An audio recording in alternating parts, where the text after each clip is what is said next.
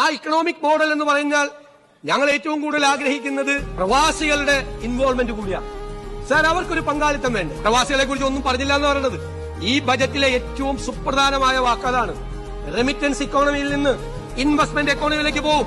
Sir, വൻകിടക്കാരൊക്കെ വന്ന് കുറച്ച് invest ചെയ്യുന്നുണ്ട്. അതുപോലെ സാർ, ഇടത്തരക്കാർ, സാധാരണക്കാർ നമ്മുടെ പദ്ധതികളിൽ ഇൻവെസ്റ്റ് ചെയ്യണം. ഇപ്പൊ ഗവൺമെന്റ് ഒരു മോഡൽ, ഗവൺമെന്റ് ലാൻഡ് കൊടുക്കും. ലാൻഡാണ് ഗവൺമെന്റിന്റെ ഇക്വിറ്റി. ബാക്കി പണം അങ്ങനെ സമാഹരിക്കണം. സാർ, ഒരു 25,000 രൂപ മുതൽ അവർ 5 ലക്ഷം രൂപ വരെ ഷെയർ ആയിട്ട് അവരതിൽ ഇൻവെസ്റ്റ് ചെയ്യട്ടെ. സാധാരണക്കാർ, ഇടത്തരക്കാർ ചെയ്യട്ടെ.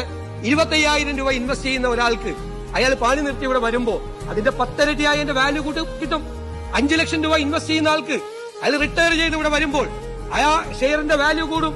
കെ കരുണാകരൻ ഉണ്ടാക്കിയ സിയാൽ മോഡൽ എന്തെല്ലാം വിമർശനങ്ങളാണ് സാർ ഉണ്ടായത്. ഇന്ന് ആ ഷെയറിന്റെ വാല്യൂ എത്രയാണ്? സാധാരണക്കാരായ പ്രവാസികളെ നിക്ഷേപകരാക്കി കേരളത്തിന്റെ സാമ്പത്തിക വികസനത്തിൽ പങ്കാളികളാക്കി മാറ്റണം.